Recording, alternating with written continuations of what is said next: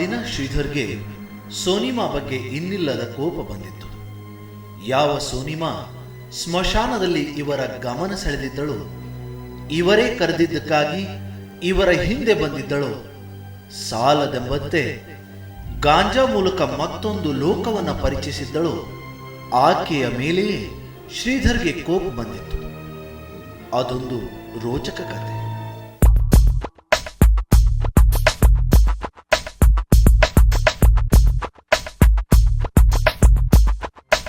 ನೇಪಾಳ ಭಾರತದ ಗಡಿಯಲ್ಲಿದ್ದ ಆ ಊರು ವ್ಯಾಪಾರಕ್ಕೆ ಪ್ರಸಿದ್ಧ.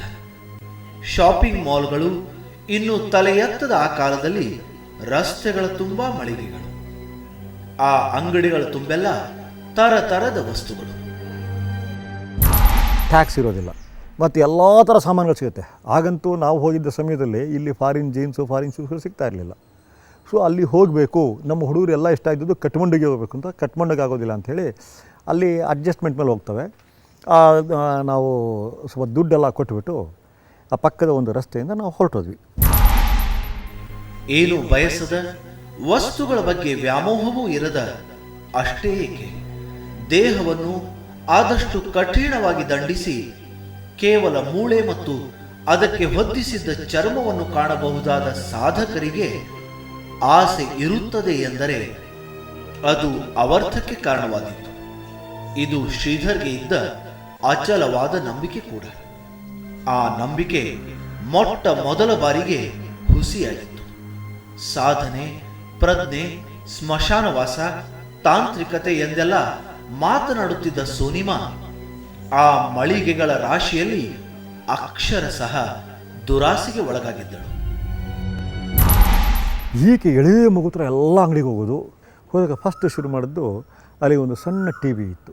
ಆ ಟಿ ವಿ ಕೊಡಿಸು, ನಾನು ಮರ್ತಿದ್ದೀನಿ, ಅದೇನೋ 800 ರೂಪಾಯಿನ 1000 ರೂಪಾಯಿನ ಇರಬೇಕದು ಸಣ್ಣ ಟಿ ವಿ. ಆಗ ಪುಟ್ಟ ಟಿ ವಿಗಳು ಇಲ್ಲೆಲ್ಲ ಹೆಚ್ಚಿರಲಿಲ್ಲ, ಅಲ್ಲಿ ಬಹಳ ಇದ್ದವು. ಅಲ್ಲಿ ನನ್ನ ಮಗನಿಗೆ ಬೇಕು ಕೊಡಿಸು, ಮಗುಗೆ ತಾನೆ ಅಂತ ಒಂದು ಕೊಡಿಸಿದೆ. ಅದು ಕೊಡಿಸಿದ್ಮೇಲೆ ಒಂದು ಸಣ್ಣ ಪಾಕೆಟ್ ರೇಡಿಯೋ ಕೊಡಿಸು, ಒಂದು ಸಣ್ಣ ಕ್ಯಾಮ್ರಾ ಕೊಡಿಸು. ಹಿಂಗೆ ಶುರು ಮಾಡಿ ಮಾಡಿ ಮಾಡಿ ನನಗನ್ನಿಸ್ತು ಈಕೆ ಕೂಡ ಬಹಳಷ್ಟು ಜನ ಅಲ್ಲಿ ಮಾಡ್ತಾರಲ್ಲಿ. ಟೋಪಿ ಹಾಕಿ ಅವ್ರ ಕೈನಲ್ಲಿ ಸ್ವಲ್ಪ ಒಂದೆರಡು ಮಂತ್ರ ಹೇಳ್ಕೊಡೋದು, ಒಂದೆರಡು ಕರಾಮತ್ತನ ತೋರಿಸೋದು, ನಮ್ಮನ್ನು ಬೆಚ್ಚಿ ಬೀಳೋ ರೀತಿಯಲ್ಲಿ ನಡ್ಕೊಂಡ್ಬಿಟ್ಟು ಅವ್ರ ಎಲ್ಲ ಹಣ ಕಿತ್ಕೊಳ್ಳೋದು. ಯಾವುದನ್ನು ತೋರಿಸಿದ್ರು ಇದು ನನ್ನ ಮಗನ ಬೇಕು, ನನ್ನ ಮಗಳಿಗೆ ಬೇಕು, ನನ್ನ ಮಗನ ಬೇಕು, ನನ್ನ ಮಗಳಿಗೆ ಬೇಕು.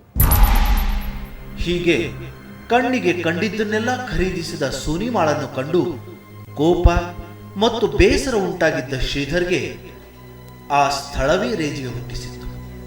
ತಾಳ್ಮೆಯನ್ನು ಗೆಲ್ಲಲಾಗದ ಶ್ರೀಧರ್ ಆಕೆಯನ್ನು ಕೊನೆಗೂ ಕೇಳಿಯೇ ಬಿಟ್ಟರು.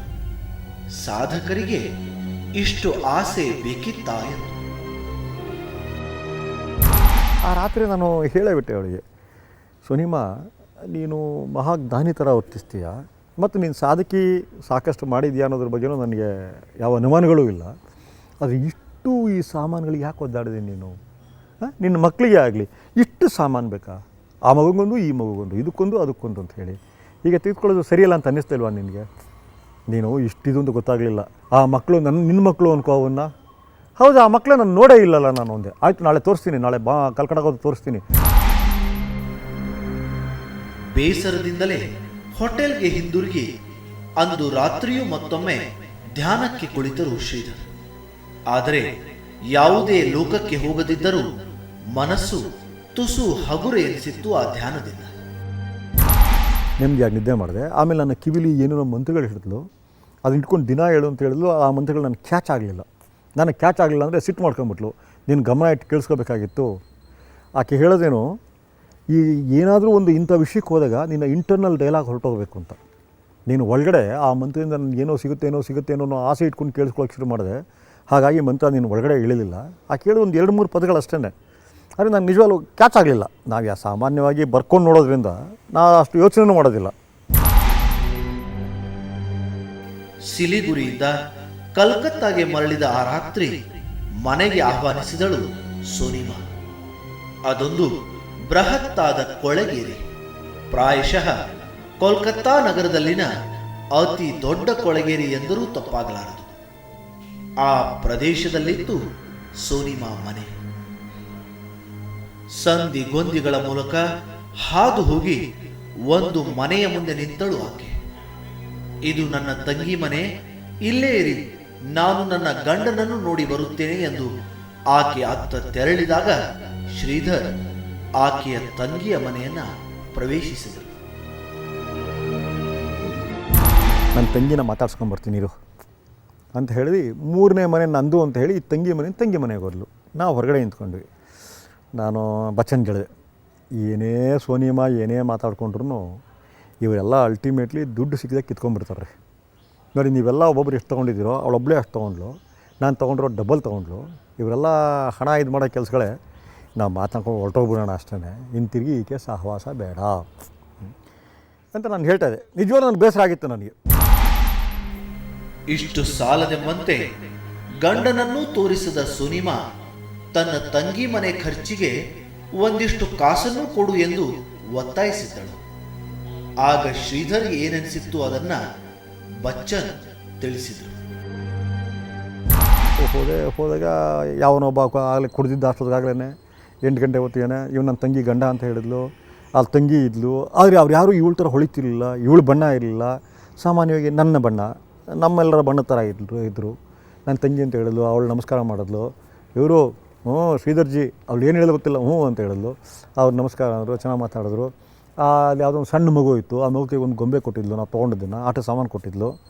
ಆಮೇಲೆ ನಾನು ಪಕ್ಕದಲ್ಲಿ ಕೇಳಿದೆ, ಆಮೇಲೆ ನಿನ್ನ ಫ್ಯಾಮಿಲಿಯಲ್ಲಿ ಕರ್ಕೊಂಡು ಹೋಗ್ತೀಯ ಅಂತ ಕಿವಿಲಿ ಹೇಳಿದ್ಲು. ಇಲ್ಲ, ಅವನು ಭಾಳ ಬೇಜಾರು ಮಾಡ್ಕೊಂಡ್ಬಿಟ್ಟಿದ್ದಾನೆ ನನ್ನ ಗಂಡ, ಈ ಸರಿ ಭಾಳ ದಿನ ಹೋಗ್ಬಿಟ್ಟಿದ್ದೆ ನಾನು ಸ್ಮಶಾನಕ್ಕೆ, ಸೊ ಇವತ್ತು ಬಂದರೆ ಅಷ್ಟು ಚೆನ್ನಾಗಿರೋದಿಲ್ಲ, ಬೆಳಿಗ್ಗೆ ಬಂದುಬಿಡು. ನಂಬಿಕೆಯೂ ಕಳೆದುಕೊಂಡಿದ್ದ ಸುನಿಮಾಳನ್ನು ಇನ್ನು ನೋಡೋದೇ ಬೇಡ ಎಂದು ನಿರ್ಧರಿಸಿತ್ತು ಶ್ರೀಧರ್ ತಂಡ. ಸಾಲದೆಂಬಂತೆ ಒಂದಿಷ್ಟು ಮಾಂತ್ರಿಕತೆಯ ಮಾತನಾಡಿ ಗಾಂಜಾ ಎಳಿಸಿ ತನ್ನಿಂದಲೇ ಕಾಸು ಕಿತ್ತಳಲ್ಲ ಎಂಬ ಸಿಟ್ಟು ಶ್ರೀಧರ್ಗಿತ್ತು.